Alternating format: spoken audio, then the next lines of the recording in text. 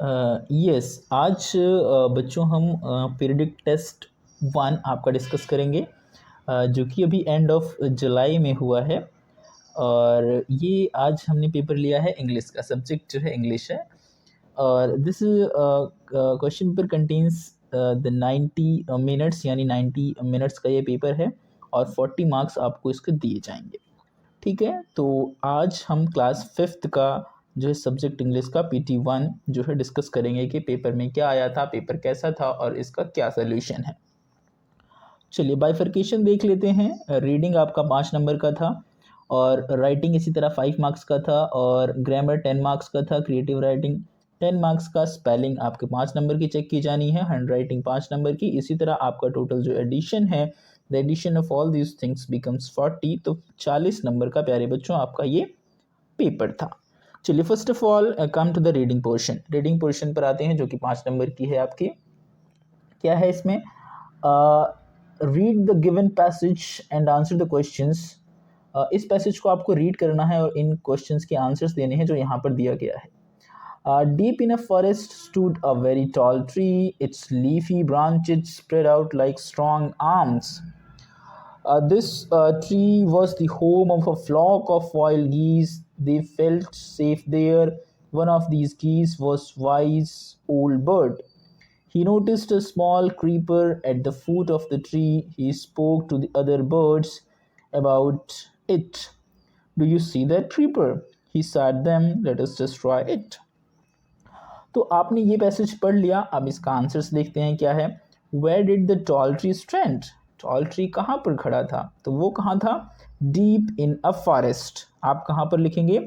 Toll tree stood deep in a forest, या आप सीधा लिख सकते हैं डीप इन अ फॉरेस्ट, तब वो आपको पूरे मार्क्स जो है दे दिए जाएंगे। अगला बी पार्ट पर चलते हैं। Where was the home of wild geese? Wild geese का होम कहाँ पर था? तो वाइल्ड गीज का जो होम था बच्चों, दैट वॉज, यहाँ पर आप देख सकते हैं, this tree was the home of a flock of wild geese. तो the tree was the home of those wild geese, यानी उन जंगली गीज का जो ट्री, जो होम था, जो हाउस था, जो रहने की जगह थी, जहां उन्होंने अपना घोंसला बनाया था, वो जो है वो ट्री था। सी पार्ट पर आते हैं। What did an old wise bird notice? एक वाइल्ड वॉइस बर्ड ने क्या नोटिस किया? उसने ये नोटिस किया कि एक जो है क्रीपर यहाँ पर बढ़ रहा है, उस पेड़ पर चढ़ रहा है। तो उसने कहा कि देखो ये क्रीपर कैसे जो है इस पेड़ पर चढ़ रहा है। तो ही नोटिस्ड क्रीपर। आप इसमें लिख सकते हैं the old wise bird noticed a creeper. Okay, now come to the next one. D part पर आते हैं। Who said let us destroy it? किसने कहा कि इसको डिस्ट्रॉय करते हैं? तो as we all know, the old wise bird, the old wise geese said let us destroy it. The old wise geese यहाँ पर आप लोग लिखेंगे। ई पार्ट पर आते हैं। Find and write the two verbs in the passage. कोई भी दो वर्ब आप निकाल लीजिए। First one is a said, said is a verb. Second one is the see. ठीक है, इसी तरह destroy is also a verb. Verb means जहाँ से हमें काम करने या होने का पता चलता है, दैट इज अ वर्ब, उसको क्रिया कहते हैं। ठीक है, तो कोई भी दो वर्ब यहाँ से आप लिख सकते हैं। अगला चलिए राइटिंग पोर्शन पर हम आते हैं। राइटिंग पोर्शन पर आप यहाँ पर देखिए, what are the two things that ice cream man is selling? Ice cream man क्या चीज़ें बेच रहा था? आपका चैप्टर है आइसक्रीम मैन, तो उसमें आप लिखेंगे the ice cream man was selling the ice creams. एक तो वो आइसक्रीम्स बेच रहा था, ठीक है। Second one is the cold drinks, he was also selling the cold drinks. दो चीज़ें वो बेच रहा था। First he was selling the ice creams and second one he was the selling the cold drinks as well. ठीक है, तो आप इसका आंसर इस तरह कर सकते हैं। Now come to the second question का सेकेंड पार्ट पर हम आते हैं राइटिंग सेक्शन में। ठीक है प्यारे बच्चों, व्हाट, ठीक है, what were the preparations in the palace? जो राजमहल में किस बात की तैयारियां चल रही थी? तो there was the preparation of the grand feast, यानी बहुत बड़े त्योहार की grand feast, FEAST, grand feast की प्रिपरेशन चल रही थी। तो there was the preparation of the grand feast. Come to the third part. What did the hunter do when he thought that the geese were dead? Hunter ने जो है किया, क्या सोचा कि गीज डेड हो गए हैं तो इनको क्या किया जाए। तो he threw out of the net, यानी उसने जो है सभी गीज को, जब उन्होंने सोचा, हंटर ने सोचा कि सभी गीज मर गए हैं, तो उसने क्या किया, ही throne all the गीज out, all the गीज out from the net. उसने सभी गीज को जो है नेट से निकाल कर बाहर फेंक दिया। ठीक है, तो you can write the answer in one line. Now come to the grammar portion. Grammar portion पर हम आ रहे हैं। ग्रामर पोर्शन आप देखिए, make a sentence using the following word. इन वर्ड्स का यूज करते हुए आपको एक सेंटेंस बनाना है। First one is flower. तो फ्लावर से आप एक सेंटेंस बना सकते हैं, that's garden have a beautiful flowers. उस गार्डन में जो है बहुत ब्यूटीफुल फ्लावर्स जो हैं। तो ठीक है, इसमें आप लिख सकते हैं कि in that garden there is a beautiful flowers. ठीक है, वहाँ पर बहुत सुंदर सुंदर फूल हैं। शैडो में आप लिख सकते हैं कि the shadow of the tree gives us the cooling effect. ठीक है, तो वो हमें ठंडी छाया देती है। तो the shadow of tree gives us pleasure, ये भी सेंटेंस हो सकता है कि जो है छाया हमें सुकून प्रदान करती है, खुशी देती है। तो इस तरह आप इसका आंसर लिख सकते हैं। फोर्थ पर आते हैं हम। Now come to the fourth one. Fill in the blank with the suitable question word. Question word बच्चों कौन कौन से होते हैं, एज यू नो। तो question words are which, why, how many, what, where. ठीक है, तो these words are known as the question words. तो अगर आप इसमें देखें डू यू लिव, तो इसमें क्या आ जाएगा प्यारे बच्चों, इसमें आ जाएगा वेयर डू यू लिव, यानी आप कहाँ पर रहते हैं। अगला क्या है, इज योर फेवरेट प्लेस, तो what is your favourite place. ठीक है, जैसे ही आप सेंटेंसेस पढ़ेंगे आपके माइंड में सीधा क्लिक करेगा कि इसका क्या आंसर होना चाहिए, अगर आपने थोड़ा बहुत तैयारी की है तो। अगला आ जाइए, right the opposite of the underlined word. Underline word का आपका इसका ऑपोजिट बताना है। Clever, Maria is clever but John is, clever का उल्टा क्या हो जाएगा बेटा, क्लेवर मीन्स होता है चतुर, चालाक। ठीक है, तो क्लेवर का उल्टा हो जाएगा स्टूपिड। ठीक है, स्टूपिड, यानी Maria is clever but John is stupid, बेवकूफ है वो। ठीक है, तो क्लेवर का जो ऑपोजिट हो जाएगा प्यारे बच्चों, दैट इज स्टूपिड। ठीक है, come to the next one, sixth पर आते हैं। Rearrange the following jumble words to make the meaningful sentence. यानी इन जम्बल वर्ड्स को आपको अरेंज करना है ताकि एक सेंटेंस बन जाए। तो कैसे आप इसको अरेंज करेंगे, आई अराउंड मी लुक्ड, तो इसमें आप ऐसे अरेंज कर सकते हैं, I looked around me, I looked around me, मैंने अपने चारों तरफ देखा। तो that will be the sentence, वो सेंटेंस बन जाएगा कि आई लुक्ड अराउंड मी। चलिए, now come to the next one. अगले क्वेश्चन पर हम आते हैं, सेवेंथ पर। Add a suitable prefix of the given word to make opposite. यानी सुटेबल प्रीफिक्स आपको जोड़ना है जिससे ये इसका ऑपोजिट बन जाए। तो कंप्लीट में हम क्या ऐड करेंगे कि ऑपोजिट बन जाए, तो कंप्लीट में हम इनकम्प्लीट क्या ऐड करेंगे बच्चों, आई एन ऐड करेंगे। इसी तरह इम्पॉर्टेंट में यू एन, अनइम्पॉर्टेंट हो जाता है। ठीक है, तो अगर आपने थोड़ा बहुत भी पढ़ा है तो you can do it easily, आप आसानी से इसको जो है कर सकते हैं। कंप्लीट में इनकम्प्लीट और इम्पॉर्टेंट में जो हो जाएगा वो हो जाएगा आपका अनइम्पॉर्टेंट। ठीक है, क्लियर है यहाँ तक सभी को। चलिए ओके, तो यहाँ पर हमने क्या देखा कि कंप्लीट का जो ऑपोजिट हो गया दैट इज इनकम्प्लीट, और इम्पॉर्टेंट का प्यारे बच्चों हो गया अनइम्पॉर्टेंट। आगे चलते हैं, write the plural of goose. Goose का प्लूरल क्या हो जाएगा बच्चों, गीज। ठीक है, जिसमें बहुत सारे हंस आ जाते हैं। फुट का फीट। ठीक है, तो ये दो प्लूरल्स आपने जो है लिख देना है इसमें। Now come to the question number 9th। Write the full form of, यानी ये कॉन्ट्रैक्शन फॉर्म्स दी गई हैं, आपको फुल फॉर्म्स लिखनी है। तो वुड नॉट का बेटा क्या हो जाएगा, वुडंट का क्या हो जाएगा, वुड नॉट। वुड लिखिए और नॉट आगे लगा दीजिए। ठीक है, हैजंट का क्या हो जाएगा, हैज नॉट। ठीक है, इस तरह आप क्या कर सकते हैं, इसको लगा सकते हैं would not और has not. Now come to the question number 10th पर आ जाइए. 10th पर हम क्या देखते हैं बच्चों? This tree was the home of a flock of wild trees. तो यहाँ of आपको फिल करना है. क्या फिल करना है? of. ठीक है. नेक्स्ट देखते हैं, the frog jumped into the well. Into the well यानी मूवमेंट की स्थिति है तो वहाँ पर इनटू यूज़ करते हैं, यानी वो जो है कुएं में छलांग लगा रहा है, तो मूवमेंट की स्थिति है तो that we have to use into. चलिए आगे चलते हैं. Make a new word using ending with less. LESS आपको एंड में लगाना है, तो मीनिंग का क्या हो जाएगा बेटा? मीनिंगलेस. तो आप यहाँ लिख दीजिए मीनिंगलेस. ठीक है, LESS.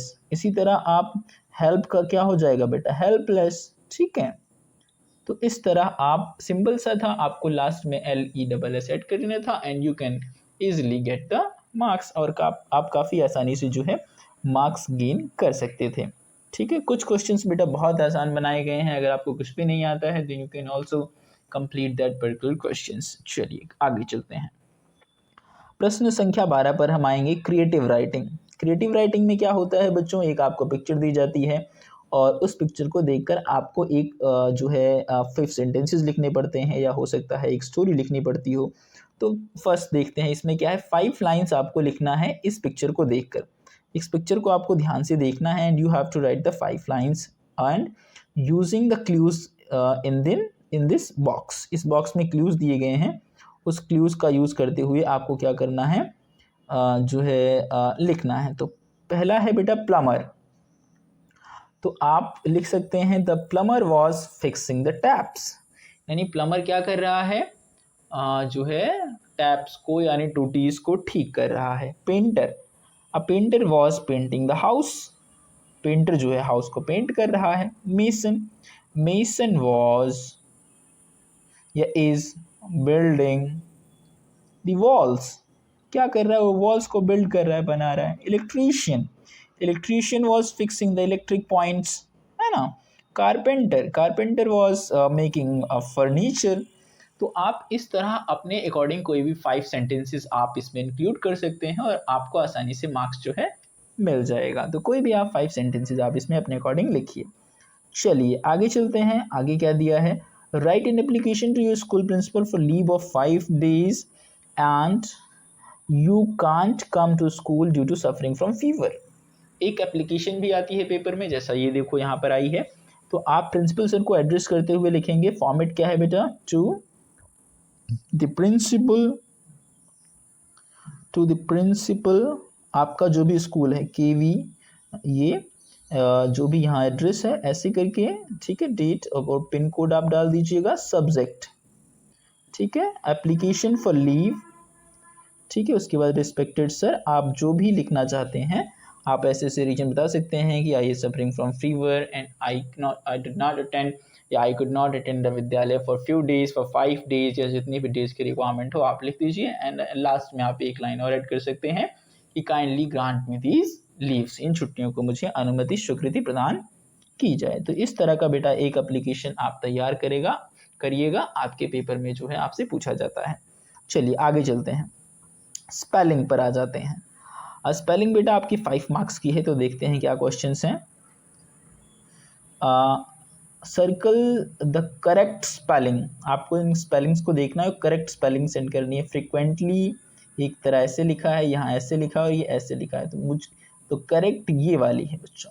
तो इसको आप राइट टिक करेंगे या सर्कल करेंगे. इसी तरह सैवेज, तो ये करेक्ट है, इसको आप सर्कल करेंगे.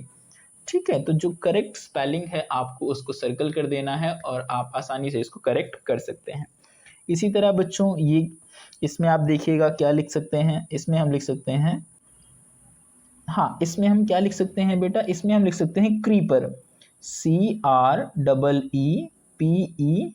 ये हो गया क्रीपर. ठीक है, इसी तरह इसमें हम क्या लिख सकते हैं, ट्रिप्ड. TRIPPED. ट्रिप्ड मीन्स होता है फिसल गया, अचानक फिसल जाना या जो है गिर जाना, ट्रिप्ड बोलते हैं उसको. तो इस तरह आप जो है इन 2 सेंटेंसेस को लिख सकते हैं. यहाँ पर इसमें कुछ स्पेलिंग्स फिल कर सकते हैं. ठीक है, आगे चलते हैं. Arrange the letters in the sequence to make the meaningful words, यानी इन जो लेटर्स अल्फ़ाबेट्स आपको दिए गए हैं इनको ऐसे क्रम में आपको लगाना है कि एक मीनिंगफुल वर्ड बन जाए। तो आप जैसे इसको देखेंगे तो आपको पता चल जाएगा एक वर्ड जो बनने जा रहा है या बन सकता है, that is funniest, FUNNIEST, funniest. ठीक है, इसी तरह इससे आप देखेंगे तो इससे बन जाए क्या, फ्राइटेंड। क्या बन जाएगा बच्चों, फ्राइटेंड। फ्राइटेंड मीन्स क्या होता है, भयभीत, बहुत डरा हुआ, भयभीत यानी घबराया हुआ। ठीक है, तो इस तरह दो वर्ड्स जो है यहाँ पर बन जाएंगे। ठीक है, is it clear to you all? चलिए फिर हम आगे चलते हैं। इसमें 16 दो बार डल गया है, कोई बात नहीं, ये नेक्स्ट क्वेश्चन है। इसमें आ जाइए फिर से इस पर। Choose suitable word for group of geese. Group of geese को क्या कह सकते हैं? आपने अभी ऊपर पैसेज पढ़ा है, तो इसमें flock will be the correct answer. Flock पर आप टिक करेंगे। वैसे गैगल ऑफ गीज होता है, but for here there is no option of gaggle, then you have to tick on the flock. Flock पर आपको टिक करना है। आगे चलें हम। Yes, now come to the question number 17th। Rhyming words of soar. Soar का क्या हो जाएगा बेटा, और, HUOR, और गोल का कोल, COAL, कोल। ठीक है, तो इस तरह आप राइमिंग वर्ड्स वो वर्ड्स होते हैं जो मिलते जुलते, it means they possess the same ending sounds, these words are known as the rhyming words. चलिए आगे चलें। हाँ, okay, come to the question number 18th। Write 5 letter words beginning with E। यानी एक आपको ऐसा शब्द लिखना है जिसमें 5 स्पेलिंग्स आती हों जो ई से शुरू होता है। तो ई से आप लिख सकते हैं एवरी, EVERY। इसमें देखिए 5 जो है अल्फ़ाबेट्स हैं, 5 लेटर्स हैं, और एवरी आपका ई से स्टार्ट भी हो रहा है, तो it means every will be the correct word that you can write at here. Is it clear to you all? अगला चलते हैं हैंड राइटिंग। हैंड राइटिंग सभी बच्चों को पता है, 5 नंबर ये बिल्कुल आपके फ्री के होते हैं। आपको सिर्फ क्या करना होता है, इस हैंड राइटिंग को बिल्कुल यहाँ पर सुंदर सुंदर अक्षरों में यहाँ पर जो है उतार दीजिए। सुंदर अक्षरों में आप जो है यहाँ पर लिख दीजिए। इससे आपको जो है हैंड राइटिंग आप काफ़ी आसानी से जो है 5 मार्क्स जो है आप गेन कर सकते हैं। ठीक है, तो हैंड राइटिंग आपकी 5 नंबर की होती है।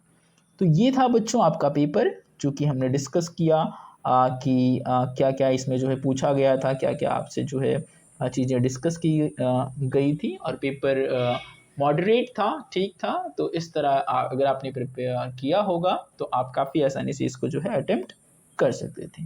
चलिए, that's enough for today. Thank you.